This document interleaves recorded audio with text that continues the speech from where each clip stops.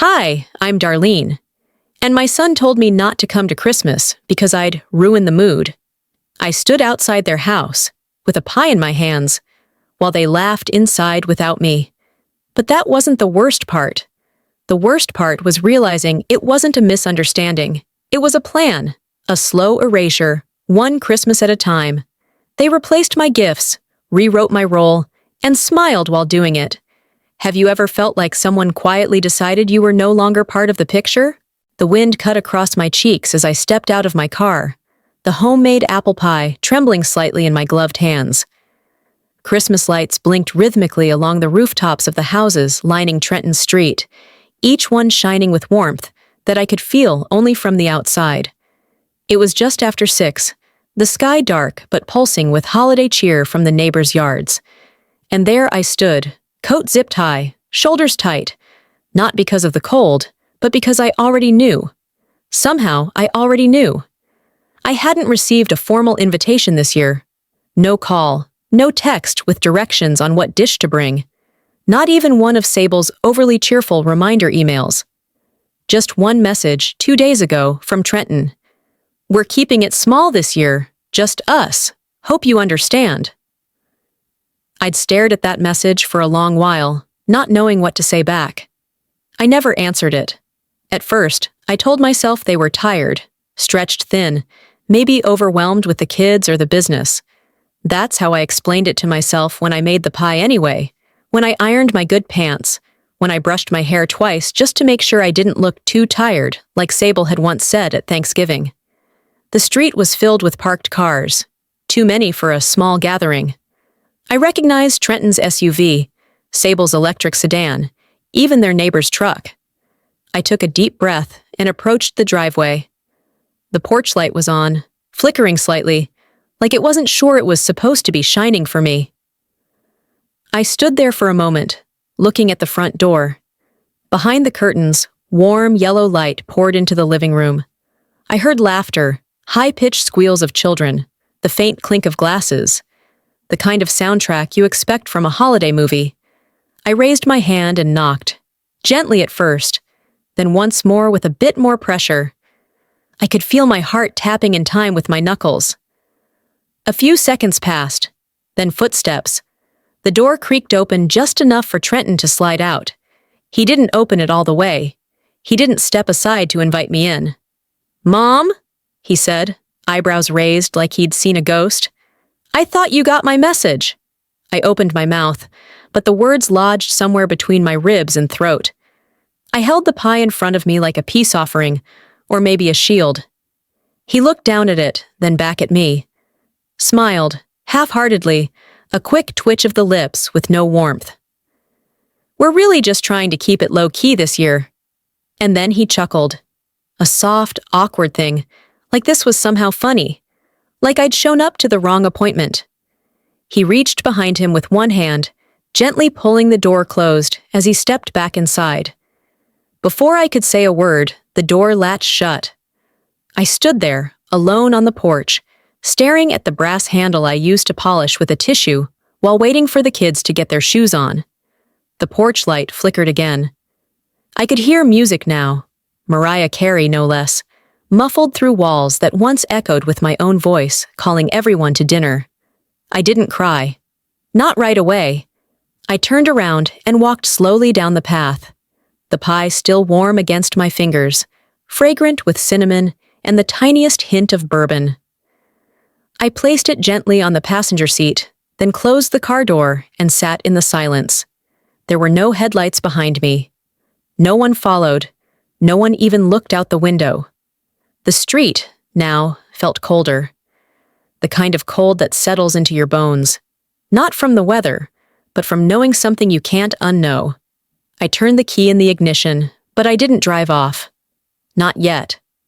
I sat there, hands on the wheel, eyes fixed on the house where I used to be welcome, where I used to matter, where my seat at the table wasn't questioned, where my name was written on a paper napkin in crayon by sticky little fingers. I glanced at my reflection in the rearview mirror, not to fix my hair, just to see the woman staring back. Maybe Christmas has never really been about me. 3 days before Christmas Eve, I found myself wandering the rows of the farmer's market downtown. The air carried that sharp, citrusy chill Texans like to call winter, and the booths bustled with locals eager to find the last jar of local honey or snag the prettiest bunch of rosemary-wrapped pears. I'd gone there to find something special for the kids. Micah loved jam, and Jolene once told me she liked the raspberry lavender kind. It felt good to walk alone, surrounded by strangers, none of whom knew how out of place I'd felt lately in my own family. I was holding a basket filled with candied nuts and small batch hot cocoa when I saw her, Sable, in her full suburban glory. Taupe trench coat, oversized sunglasses, cup of overpriced coffee in one hand and her phone in the other, her laugh loud and polished. She wasn't looking at me at first, but fate must have had other ideas. "Oh, Darlene, what a surprise," she said as she spotted me, smiling with her teeth but not her eyes. "Didn't think I'd see you out this far." I offered a small nod, keeping my voice even. "Thought I'd pick up some things for the kids." She glanced at my basket, then back at her phone. "That's sweet of you." Pause. "But Trenton didn't tell you about Christmas?" Something in my chest stiffened. "No, what about it?" She adjusted her sunglasses and said, in that tone she used when she was trying to sound thoughtful, but instead delivered cruelty wrapped in concern. "We're keeping it really low-key this year. Just immediate family. The kids do better with less noise, you know?" Immediate family. As if I wasn't part of that equation. As if I hadn't spent decades wiping noses, folding laundry, and cutting crusts off sandwiches for the same kids she now said preferred things without me. "I see," I said, swallowing the burn behind my ribs. "Don't take it personally," she added, her voice light like it would float away. "We're just trying to avoid the chaos. The kids need calm, especially Micah. He gets overstimulated." I nodded, the movement mechanical. "Sure." The silence that followed clung like humidity. She made a polite gesture toward another booth, excusing herself with a chirped, "Have a good one," before disappearing behind a table of artisanal candles. I stood there for a moment, gripping my basket tighter, my knuckles pale against the wicker. My stomach twisted. I hadn't done anything, no outburst, no drama. But somehow, I was still the disruption. By the time I reached my car, the day had lost all its color. I set the basket in the back seat and slid behind the wheel. My phone sat in the cup holder, and before I could talk myself out of it, I tapped Trenton's name. It rang. Once. Twice. Then his voicemail picked up. I didn't leave a message. I ended the call, and like a woman punishing herself, hit redial. This time, it didn't go to voicemail. I heard laughter, loud, full-bellied, familiar, glass clinking. And then, a female voice, not Sable's, but close enough in tone to cut me. "Ignore that one," she said, followed by more laughter and a door shutting somewhere in the background. The line went dead. I stared at the screen, my thumb still hovering. My reflection stared back at me, creased, quiet, worn. I didn't call again. Back at home, I set the basket of gifts on the counter. I poured myself a cup of lukewarm coffee from the pot I'd forgotten to finish that morning. It tasted bitter and flat. I left it there.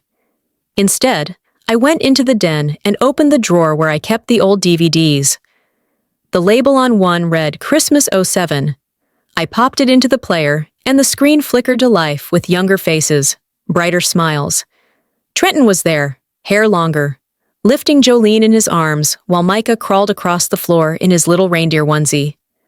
I was in the background, wearing an apron, singing off-key, setting a pie on the table. No one had asked me to leave then. No one said I was too much, or that the kids needed calm. I watched the video until the screen went blue. Then I rewound it and let it play again. Quietly this time. I didn't want the sound, just the image of a life where I was still welcome. Later that evening, I opened my phone one more time. I drafted a voicemail, just a few words. "Hey honey, I thought maybe we could..." But I stopped. I looked at the blinking cursor and hit delete. Some silences don't need to be broken. Some doors, once shut, don't deserve another knock. That night, I made a cup of chamomile tea I didn't want and sat at the kitchen table with the lights dimmed low, just enough to keep the room from falling into complete darkness. The silence in the house was the kind that lingered, comfortable once, now oppressive. It used to hum with purpose, laughter, little feet thudding down the hallway. Now it was the kind of quiet that made the ticking of the wall clock sound accusatory. I opened my laptop.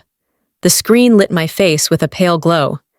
I hadn't planned to check Facebook, but my fingers moved toward the icon like they had a mind of their own. A few clicks later, there it was. Trenton's profile. I didn't snoop often, but something inside me, maybe curiosity, maybe foolish hope, urged me forward. There were new photos. "Holiday cheer with the fam," the caption read. I clicked on the album. Snowflake cookies on a plate I recognized from my old kitchen set. Jolene wearing the scarf I'd knitted for her birthday. Micah grinning under the tree, holding a Lego set I didn't remember them mentioning. And then the group shot. Everyone posed in front of the fireplace. Sable leaned in close to Trenton. Jolene and Micah beamed on either side. Even Sable's mother was there, sitting on the arm of the couch like she belonged. But something was off. I blinked. It was last year's photo. The decorations were the same. The background, the outfits, nearly identical. I had a copy of that photo, saved, printed, still tucked in the side drawer of my dresser. In mine, I was standing beside Trenton, holding Jolene's shoulder, smiling as if nothing in the world could crack the moment. But in this version, I was gone. They had cropped me out. I leaned in closer, heart thumping. The frame had shifted just enough to erase me without a trace. Not a sloppy edit. A clean one. Seamless. Calculated. It wasn't a mistake. My hands trembled against the edge of the laptop. I closed it slowly, as if trying not to wake something bigger than myself. I stood up and walked down the hallway to the dresser in my room. I pulled open the second drawer, pushed aside the scarves, and took out the photo I'd kept for over a year. There I was. Faded red cardigan, a hand resting lightly on Trenton's back. Real. Present. Erased. Back in the kitchen, I sat down again. My phone buzzed. I picked it up and opened the family group chat to send a picture of the ornaments I'd unpacked. Just one photo, something simple. A snowman ornament Micah made in preschool. I thought it might bring back a smile. But the screen flashed. "You are no longer a participant in this conversation." No warning, no explanation, just gone. My fingers froze mid-air.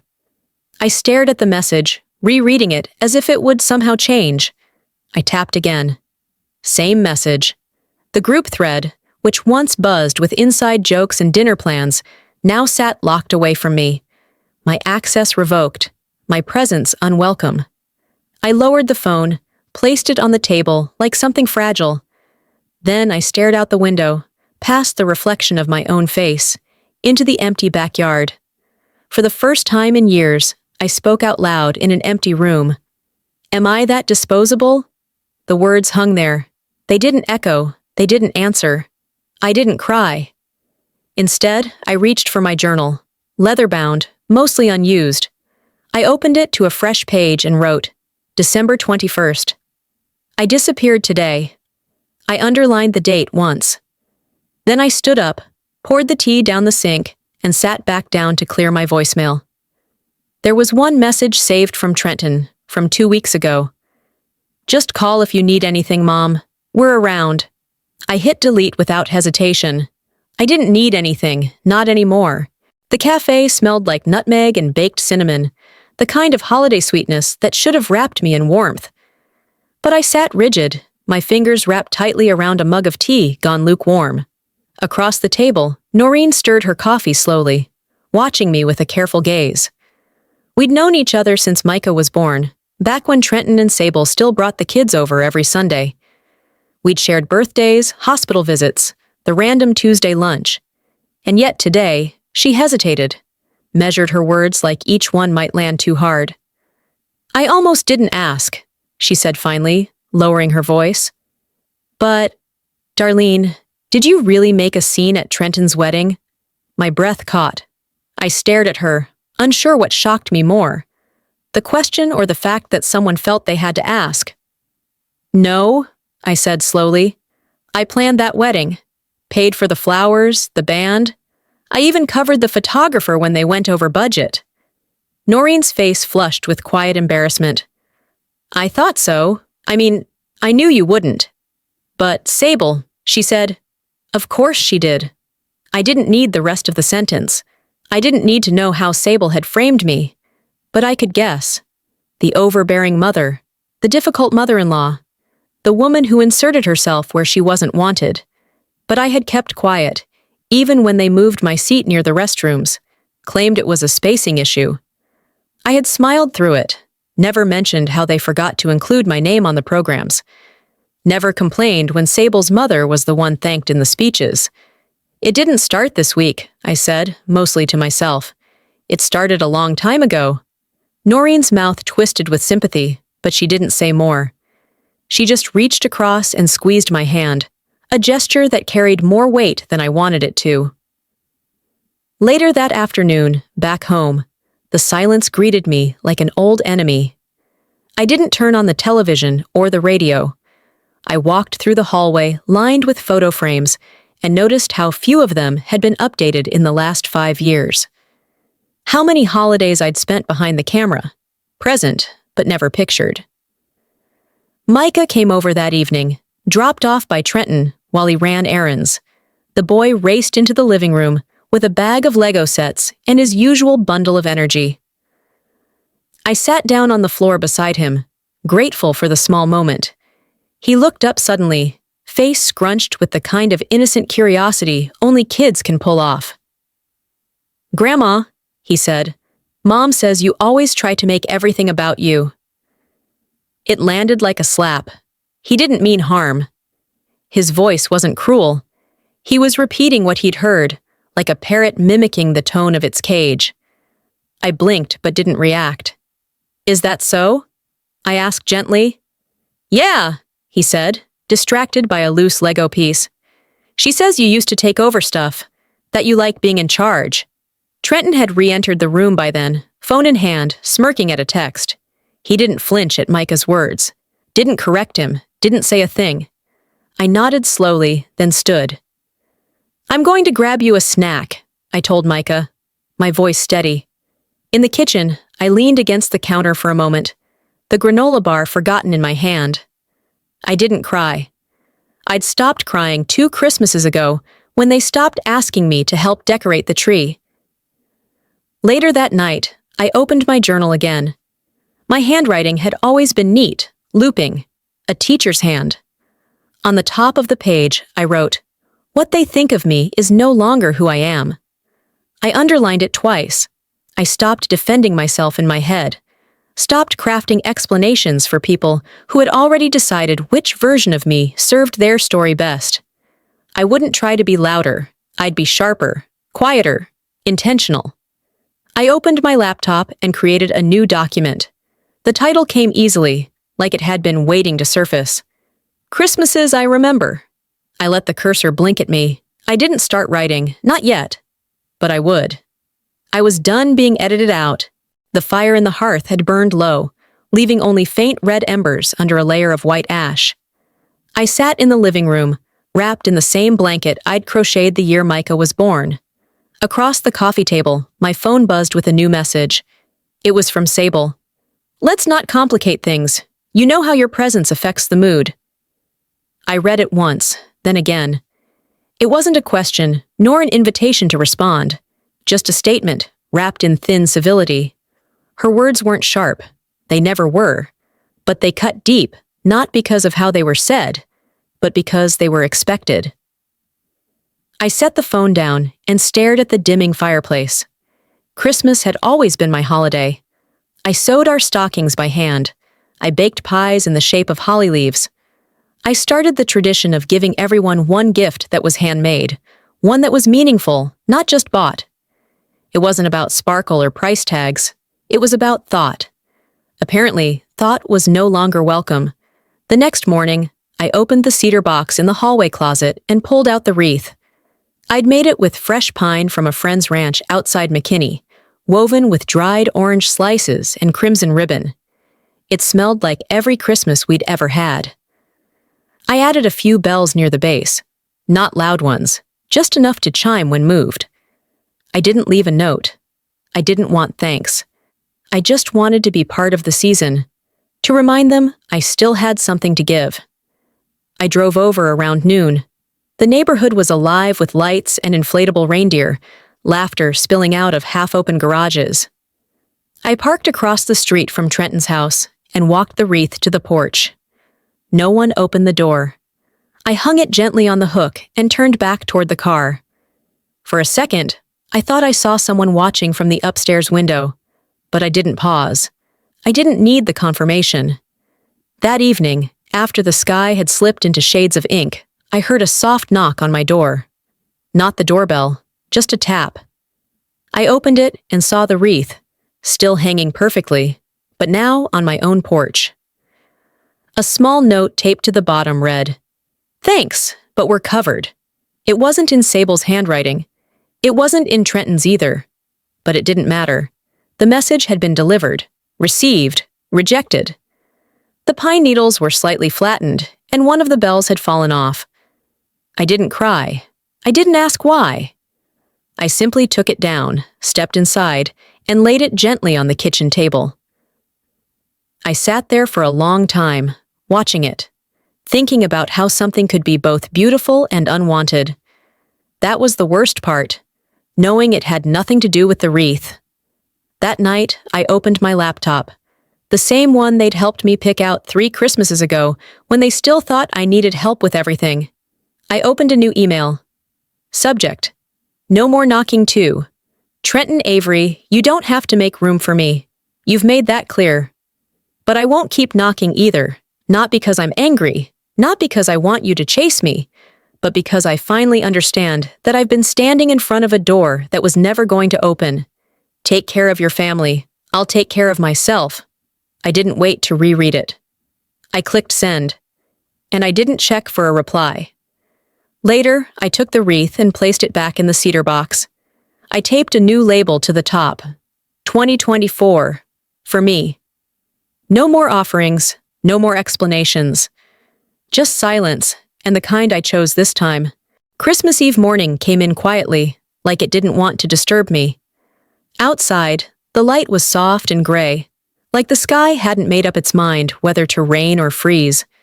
I had just finished tying the ribbon on the last jar of cinnamon apple butter when I heard the knock.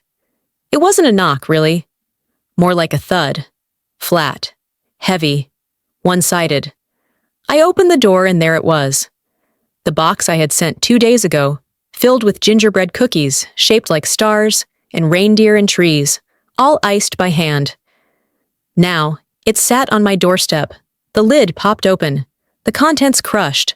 Crumbs and broken edges, icing smeared against the sides. Not a single cookie whole, no note, just damage.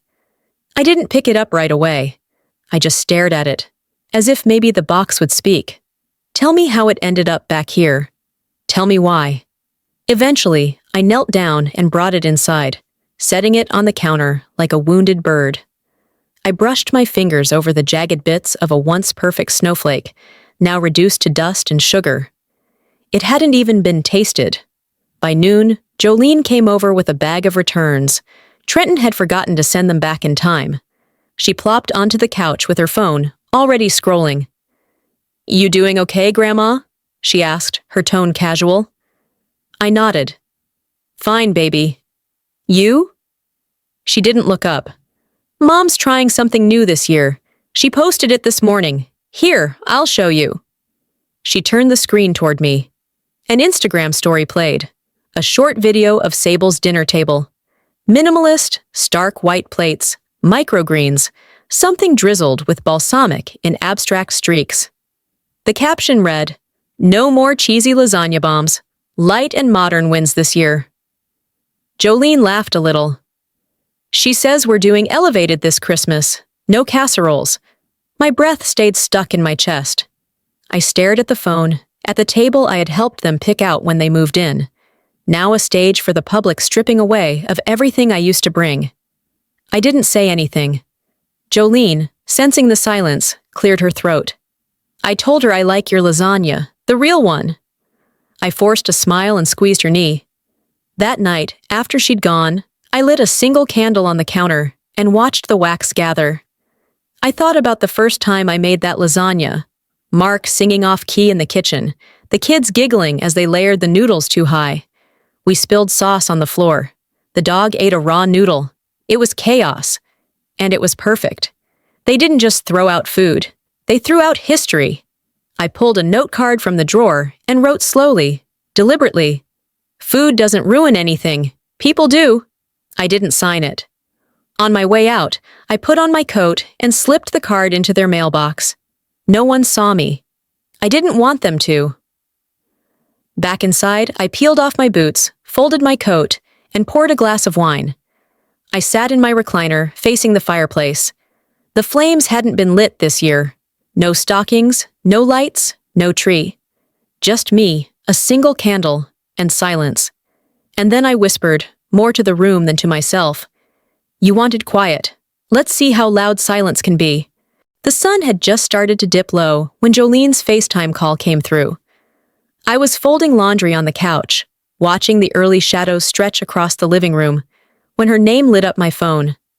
I wiped my hands on my jeans and answered. Grandma, you won't believe what Micah got. Her camera panned wildly across their living room, finally settling on a shiny red bicycle propped next to the tree. The tag still dangled from the handlebars. My chest warmed until she added, Mom says Aunt Cass sent it over. Isn't that cool? My fingers curled around the phone.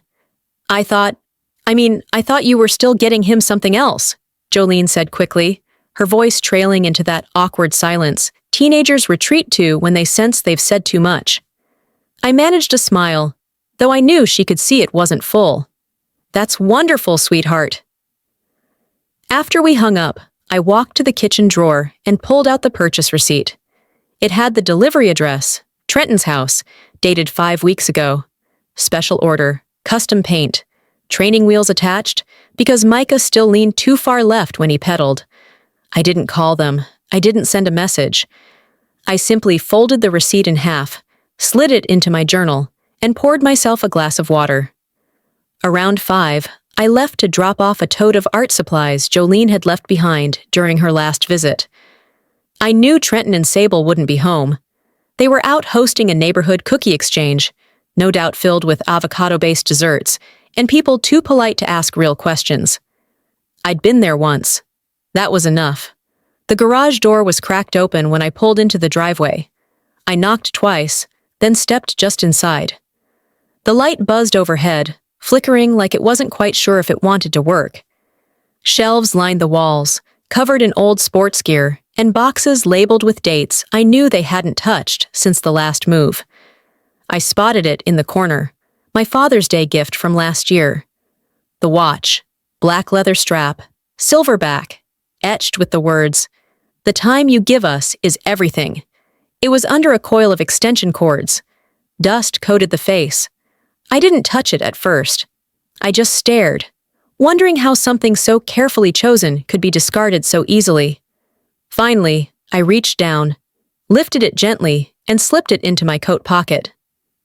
Back at home, I didn't cry. I didn't storm around the kitchen like some scorned soap opera matriarch.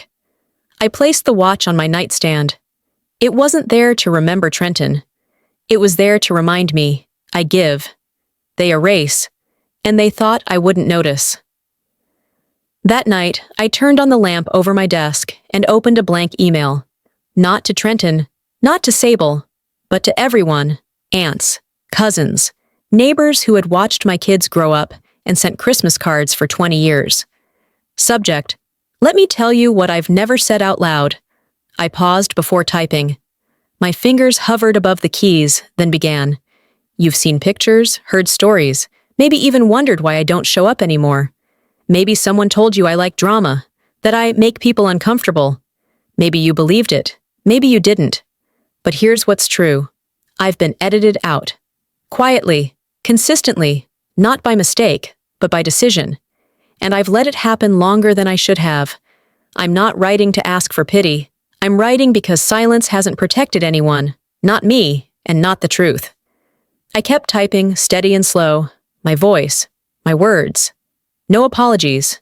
Just clarity. Before I could send it, a notification popped up. New group created, Holiday Planning 2023. A photo of a snowman. 22 participants. I wasn't one of them. I stared at the screen, breath caught not in anger, but in awe. They were still trying to mute me. So I gave them a voice they couldn't silence. Christmas morning came quietly. No early footsteps, no paper tearing, no laughter echoing down the hallway. Just me, the hum of the heater, and a pot of coffee that tasted a little bitter no matter how much sugar I added.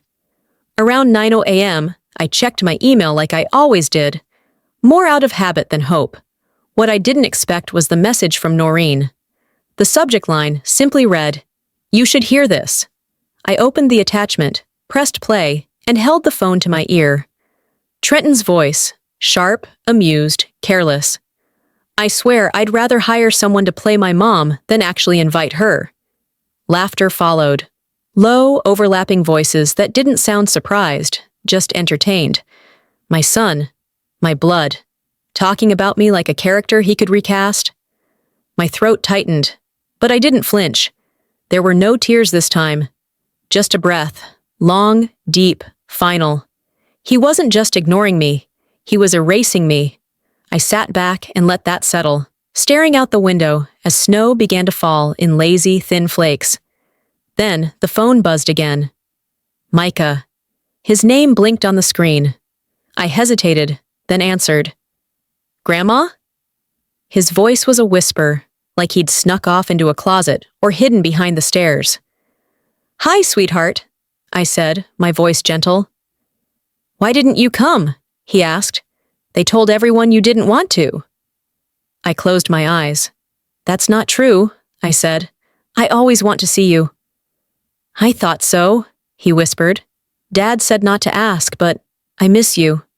I miss you too, baby, I said, my voice cracking just a little. He didn't say goodbye. He just hung up, like he couldn't risk being caught. I sat there with the phone still to my ear long after the line went dead. And that was when I opened my laptop. I clicked into the draft folder where the email I'd written the night before still waited. Unsent. Unfinished. This time, I didn't hold back. I let it spill. Subject: the truth to everyone. For years, I've stayed quiet. I've let assumptions build because I thought silence meant keeping peace. But all it's done is allow people to rewrite me into someone I don't recognize. So let me tell you a few things clearly, so there's no confusion. I didn't skip the wedding. I was seated near the restroom while Sable's mother sat beside the groom. I didn't decline Christmas. I was told not to come. I didn't stop cooking lasagna. It was mocked online. I bought Micah's bike. I paid for the band. I sewed the stockings. I gave. I showed up. I was dismissed. If silence made me invisible, then truth will bring me back. Darlene. I didn't wait. I clicked send and closed the lid. There was no immediate response, no apology or flood of messages, just the usual quiet. But this quiet was different. This silence didn't belong to them. It belonged to me. That afternoon, I lit a candle on the table, the same spot where I used to set my place for Christmas dinner. There was no plate this year, just the candle and a folded napkin. But later, my phone buzzed. One message, from Jolene. Thank you for saying it. I believe you. I didn't reply. I didn't need to. I walked to the cupboard, pulled out the china plate I'd saved for Christmas, and placed it gently on the table in front of the candle. It was empty, but it was mine. I set my own table now, I whispered. A week after Christmas, the decorations around town were already starting to fade. The wreaths hung dry and colorless, and the giant inflatable Santa on Elm Street had finally deflated overnight. It felt fitting, like the whole neighborhood had exhaled after holding its breath for too long. There were no responses to my email. Not from Trenton, not from Sable, Not from the cousins or aunts or anyone else who had once sent me cards with glittery trees and "Love you always" scribbled in blue ink. But silence, for the first time in a long while, didn't feel like punishment. It felt like confirmation. Still, there were ripples. Noreen called and asked if I'd heard that Sable had taken a break from her Instagram. "People started messaging her after your email," she said, trying not to sound too pleased. Apparently, not everyone was buying her perfect family branding. Jolene, sweet as ever, sent me a photo of Micah holding up a gingerbread cookie with way too much icing. "He said yours are better," she texted. "He misses you." That small message sat heavier on my heart than any rejection ever had. On the first Sunday of the new year, I slipped into a pew near the back of the church, just as the choir started their opening hymn. The stained glass windows filtered the winter light in soft hues of rose and gold. I sat there quietly, the music washing over me, not as a balm, but as a gentle reminder. I was still here, and I wasn't small. After the service, a neighbor I barely knew stopped by the coffee table, her hand landing gently on my arm. "I read your message," she said, voice low and steady. That was brave. I didn't need the acknowledgement, but I accepted it. Not with a smile, but with a nod that meant, "I know." Later that afternoon, I took the old wreath out of its box, the one I'd labeled 2024 for me. Its pine had dried, the ribbon a little frayed, but I carried it out to the backyard and planted it near the bird bath, under the shade of the oak tree Mark used to sit beneath when he read. It wasn't a grave. It was a beginning. "Even discarded things grow roots," I murmured, patting the soil into place. "If you let them." That evening, I pulled out my notebook. On the first blank page, I wrote the title, "The Grandmothers Who Were Forgotten." A memoir, maybe, a journal, a love letter to every woman who's ever been told she was too much, too loud, too present, too inconvenient. I wrote until my hand cramped. I didn't block Trenton. I didn't chase a phone call that wasn't coming. I didn't attend any fake reconciliation brunch. I just lived. And when I passed the frame on the hallway wall, the one that used to hold a photo of all of us at Christmas, I didn't stop to sigh. I replaced it with a new photo, one of me, Jolene, and Micah, taken in the park 2 days ago. He had icing on his shirt and dirt on his knees. Jolene had that half-annoyed, half-delighted look teens wear when they don't want to smile but can't help it. I was in the middle, arms open. I didn't build a new bridge. I built a new road. As the evening settled, I stepped outside to the porch with a cup of tea. The air was cold, but calm. Jolene sat beside me, flipping through a poetry book for school. Micah ran in circles through the yard, chasing shadows that would disappear before bedtime. I looked down at the empty plate on the small outdoor table, the one I'd once kept polished for holidays that never came. This year, I hadn't set it for them. I'd set it for me. And next year, I knew it wouldn't be empty. "Next Christmas," I said quietly, "I won't be outside. I'll be exactly where I belong." Sometimes, the hardest goodbyes are the ones we never get to say, because they're replaced by silence, distance, and the quiet sting of being forgotten. But what I've learned is this: when they shut the door, build a home inside yourself. You don't need an invitation to claim your worth. You don't need permission to take up space. And you don't need to stay silent to keep peace. If my story reminded you of your own, or made you think of someone who's been pushed to the edge of the family photo, I want to hear from you. Have you ever felt like the seat at the table with your name on it quietly disappeared? Tell me in the comments, drop a 1 if it hit home, or share what part resonated with you most. And if you're watching from anywhere across the US, or even beyond, I'd love to know where you're tuning in from. Let's build a community here, together. If this video touched your heart, please subscribe so you won't miss the next story. There's more to be said, more to be heard, and maybe your voice is the one someone else needs to hear next.